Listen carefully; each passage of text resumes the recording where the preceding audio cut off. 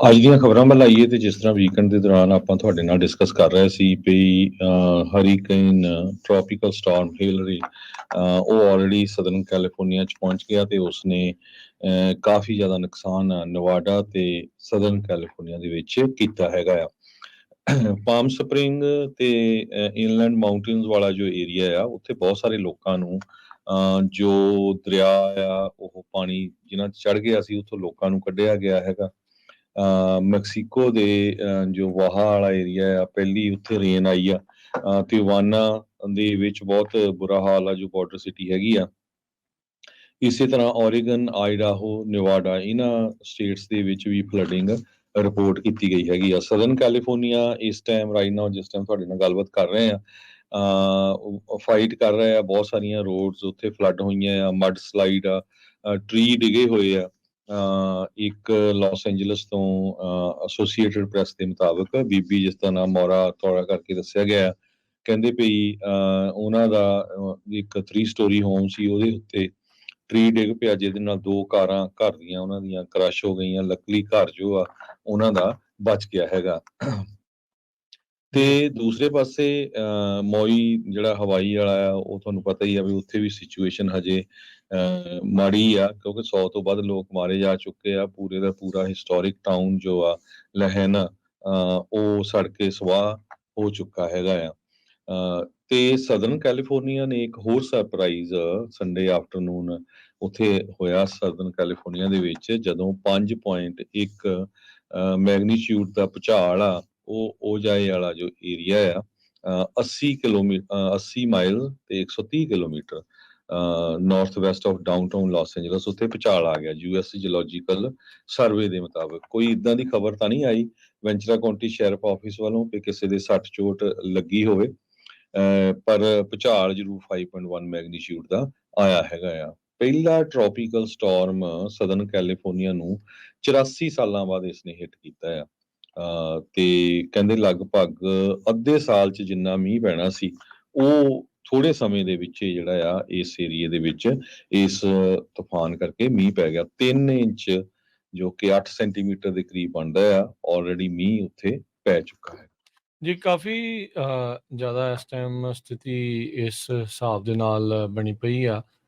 LA side ਦੇ ਵਿੱਚ ਇਹ ਹੁਣ ਹਰੀਕੇਨ ਤਾਂ ਨਹੀਂ ਰਿਹਾ, ਇਹ ਚੰਗੀ ਗੱਲ ਆ।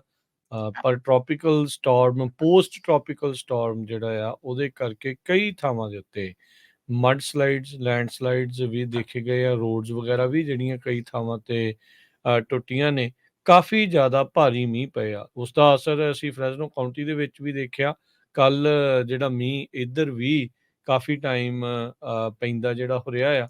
ਉਹ ਤਾਂ ਹੁਣ ਬਦਾਮਾਂ ਦਾ ਝਾੜ ਹੋਣਾ, ਕਿਸਾਨ ਵਿਚਾਰੇ ਵੇਖਦੇ ਹੋਣਗੇ ਵੀ ਇਹ ਬੜੇ ਕਸੂਤੇ ਜਿਹੇ ਟਾਈਮ ਦੇ ਉੱਤੇ ਮੀਂਹ ਜਿਹੜਾ ਉਹ ਆਇਆ ਆ। ਜਿਨ੍ਹਾਂ ਨੇ ਝਾੜੇ ਹੋਣਗੇ ਉਹਨਾਂ ਦੇ ਲਈ ਇਹ ਨੁਕਸਾਨ ਦਾ ਸਬੱਬ ਵੀ ਜਿਹੜਾ ਉਹ ਬਣ ਸਕਦਾ ਆ। ਬਾਕੀ ਕੁਦਰਤ ਅੱਗੇ ਜ਼ੋਰ ਕੋਈ ਨਹੀਂ, ਪਰ ਇਹ ਆ ਵੀ ਇਸ ਟ੍ਰੋਪੀਕਲ ਸਟਾਰਮ ਨੇ ਕਾਫੀ ਜ਼ਿਆਦਾ ਮੀਂਹ ਲੈ ਕੇ ਆਂਦਾ ਹੈਗਾ ਆ। ਸੋ ਆਉਣ ਵਾਲੇ ਸਮੇਂ ਦੇ ਵਿੱਚ ਇਹ ਦੱਸਿਆ ਗਿਆ ਆ ਵੀ 10.5 ਇੰਚ ਤੱਕ ਓਵਰਆਲ ਜਿਹੜਾ ਮੀਂਹ ਆ ਇਹ ਸਦਰਨ ਕੈਲੀਫੋਰਨੀਆ ਦੇ ਵਿੱਚ ਪੈ ਚੁੱਕਾ ਆ। ਤੇ ਇਕੱਲਾ ਐਲਏ ਸੈਨ ਡਿਏਗੋ ਇਲਾਕੇ ਦੇ ਵਿੱਚ 2 ਤੋਂ 3 ਇੰਚ ਉੱਥੇ ਜਿਹੜਾ ਉਹ ਪਿਆ ਆ। ਤੇ ਕਹਿੰਦੇ ਇਹਦੇ ਨਾਲ ਗਰਮੀਆਂ ਦੇ ਵਿੱਚ ਮੀਂਹ ਪੈਣ ਦਾ ਰਿਕਾਰਡ ਜਿਹੜਾ ਉਹ ਟੁੱਟਾ ਆ। ਮੈਕਸੀਕੋ ਦੇ ਬਾਹਾ ਕੈਲੀਫੋਰਨੀਆ ਸਰ ਉੱਥੇ ਇੱਕ ਬੰਦੇ ਦੀ ਜਿਹੜੀ ਮੌਤ ਉਹ ਹੋ ਗਈ ਆ ਕਿਉਂਕਿ ਉਸਦੀ ਗੱਡੀ ਜਿਹੜੀ ਰੁੜ ਗਈ ਸੀ। ਜਿਹੜਾ ਮੈਗਨੀਚਿਊਡ ਤੇ ਦਾ ਜਿਹੜਾ ਤੇ ਨਾਲ ਜਿਹੜਾ ਹਰੀਕੇਨ ਆਇਆ ਸੀ, ਹਰੀਕੁਇਕ ਕਰਕੇ ਜਿਹੜਾ ਆ ਇਸ ਦਾ ਟ੍ਰੈਂਡ ਜਿਹੜਾ ਉਹ ਨਾਮ ਚੱਲਿਆ ਵੀ ਇੱਕ ਪਾਸੇ ਹਰੀਕੇਨ ਤੇਜ਼ ਹਵਾਵਾਂ ਮੀਂਹ ਤੇ ਦੂਜੇ ਪਾਸੇ 5.1 ਤੀਬਰਤਾ ਦਾ ਜਿਹੜਾ ਭੂਚਾਲ ਆ ਉਸ ਨੇ ਕਹਿ ਲਓ ਵੀ ਹੜਕੰਪ ਜਿਹੜਾ ਉਹ ਮਚਾ ਦਿੱਤਾ। ਲੋਕਾਂ ਨੇ ਕਿਹਾ ਵੀ ਸਾਡੇ ਘਰ ਕਈ ਸੈਕਿੰਡ ਤੱਕ ਪੂਰੇ ਜਿਹੜੇ ਆ ਉਹ ਹਿਲਦੇ ਰਹੇ ਆ। ਹੈਲਰੀ ਜਿਹੜਾ ਟ੍ਰੋਪੀਕਲ ਸਟਾਰਮ ਆ ਉਸ ਦੇ ਕਰਕੇ ਕਈ ਥਾਵਾਂ ਦੇ ਉੱਤੇ 911 ਦੀਆਂ ਆਊਟੇਜਸ ਵੀ ਜਿਹੜੀਆਂ ਉਹ ਹੋਈਆਂ, ਜਿਹਦੇ ਕਰਕੇ ਕਾਲਸ ਨੂੰ ਰੀਰਾਊਟ ਵੀ ਕਰਨਾ ਪਿਆ। ਸੋ ਅਜੇ ਤੱਕ ਇਹ ਚੰਗੀ ਖਬਰ ਆ ਵੀ ਜਿਹੜਾ ਜਾਨੀ ਨੁਕਸਾਨ ਇਸ ਦੇ ਵਿੱਚ ਨਹੀਂ ਹੋਇਆ ਹੈਗਾ। ਇਸ ਦਾ ਆਪਾਂ ਇਹ ਕਹਿ ਸਕਦੇ ਹਾਂ ਹਰਜੋਤ ਸਿੰਘ ਜੀ ਵੀ ਰੁੱਖ ਥੋੜਾ ਜਿਹਾ ਪਰੇ ਵੱਲ ਨੂੰ ਜਿਹੜਾ ਉਹ ਲੰਘ ਗਿਆ, ਪਰੇ ਨੂੰ ਜਿਹੜਾ ਉਹ ਚਲਾ ਗਿਆ, ਜਿੱਥੇ ਆਬਾਦੀ ਜਿਹੜੀ ਆ ਉਹ ਘੱਟ ਸੀ, ਹਵਾਵਾਂ ਜਿਹੜੀਆਂ ਉਹ ਮੱਧਮ ਪੈ ਗਈਆਂ ਸੀ। ਮਨਜੀਤ ਸਿੰਘ ਥਿੰਦ ਸਾਨੂੰ ਫੇਸਬੁੱਕ ਦੇ ਉੱਤੇ ਦੱਸਦੇ ਆ, ਯੂਰੋਪਾ ਵੈਲੀ, ਰਿਵਰਸਾਈਡ, ਫੋਂਟੈਨਾ ਦੇ ਵਿੱਚ ਵੀ ਕਹਿੰਦੇ ਸਾਰਾ ਕੁਛ ਹਾਲ ਦੀ ਘੜੀ ਠੀਕ ਜਿਹੜਾ ਉਹ ਚੱਲ ਰਿਹਾ, ਜੋ ਕਿ ਚੰਗੀ ਗੱਲ ਆ।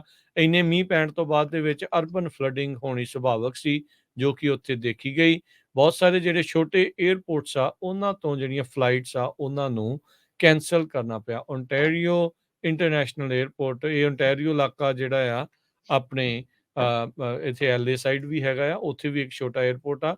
ਉਹਨਾਂ ਨੇ ਵੀ ਜਿਹੜੀਆਂ ਸਾਊਥ ਵੈਸਟ ਏਅਰਲਾਈਨ ਸੀਗੀਆਂ, ਉਹਨਾਂ ਦੀਆਂ ਉਡਾਨਾਂ ਆ, ਉਹਨਾਂ ਨੂੰ ਕੀਤਾ ਰੱਦ ਜਿਹੜਾ ਉਹ ਕਰਨਾ ਪਿਆ ਹੈਗਾ ਆ। 8 ਅਗਸਤ ਤੱਕ ਹਰਜੋਤ ਸਿੰਘ ਜੀ ਕਹਿੰਦੇ ਵੀ ਦੇਖਿਆ ਜਾਵੇ ਤਾਂ ਕੱਲੇ ਯੂਐਸ ਦੇ ਵਿੱਚ ਵੈਦਰ ਤੇ ਕਲਾਈਮੇਟ ਦੇ ਨਾਲ ਸੰਬੰਧਿਤ 15 ਜਿਹੜੇ ਅਜਿਹੀਆਂ ਡਿਜ਼ਾਸਟਰ ਇਵੈਂਟਸ ਜਿਹੜੀਆਂ ਹੋ ਚੁੱਕੀਆਂ, ਜਿਨ੍ਹਾਂ ਦੇ ਕੱਲੇ ਦੇ ਵਿੱਚ ਜਿਹੜਾ ਮਾਲੀ ਨੁਕਸਾਨ ਆ $1 ਬਿਲੀਅਨ ਤੋਂ ਵੱਧ ਹੋ ਚੁੱਕਾ ਆ। ਇਹ national centres for environmental information ਆ, ਉਹਨਾਂ ਨੇ ਇਹ ਜਾਣਕਾਰੀ ਦਿੱਤੀ ਆ। ਪਿਛਲੇ ਸਾਲ 2022 ਦੇ ਵਿੱਚ ਕੁੱਲ ਜਿੰਨੇ ਡਿਜ਼ਾਸਟਰ ਇਸ ਤਰੀਕੇ ਦੇ ਨਾਲ ਕੁਦਰਤੀ ਆਫਤਾਂ ਜਿਹੜੀਆਂ ਆਈਆਂ, ਉਹਨਾਂ ਦਾ ਕੁੱਲ ਨੁਕਸਾਨ $165.1 ਬਿਲੀਅਨ ਦੇ ਉੱਤੇ ਜਿਹੜਾ ਹੋ ਰਿਹਾ ਆ। ਸੋ ਅਜਿਹੇ ਮੌਕਿਆਂ ਤੋਂ ਬਾਅਦ ਦੇ ਵਿੱਚ ਜਿਹੜੀਆਂ ਸਰਕਾਰਾਂ ਦੇ ਦੁਆਰਾ ਕਈ ਵਾਰੀ ਰਾਹਤ ਕਾਰਜਾਂ ਦੇ ਤਹਿਤ ਆਰਥਿਕ ਮਦਦ ਕੀਤੀ ਜਾਂਦੀ ਆ। ਸੋ ਕਹਿੰਦੇ ਵੀ ਆਪਣੇ ਜਿਹੜੇ ਇੰਪੋਰਟੈਂਟ ਫਾਈਨੈਂਸ਼ੀਅਲ ਡਾਕੂਮੈਂਟਸ ਨਾਲ ਜਿਹੜਾ ਉਹ ਲੈ ਕੇ ਜਾਣੇ ਚਾਹੀਦੇ ਹੈਗੇ ਆ। ਸੋ ਹੁਣ ਦੇਖੋ ਅੱਗੇ ਕੀ ਹੁੰਦਾ ਆ। ਕਈਆਂ ਦੀਆਂ ਗੱਡੀਆਂ ਫਸੀਆਂ, ਰੁੱਖ ਡਿੱਗੇ, ਬਹੁਤ ਕੁਛ ਜਿਹੜਾ ਉਹ ਹੋਇਆ, ਪਰ ਓਵਰਆਲ ਆਪਾਂ ਇਹ ਕਹਿ ਸਕਦੇ ਹਾਂ ਵੀ ਜਾਨੀ ਨੁਕਸਾਨ ਹੋਣ ਤੋਂ ਕਾਫੀ ਜਿਹੜਾ ਆ ਉਹ ਬਚਾ ਰਹਿ ਗਿਆ ਹੈਗਾ।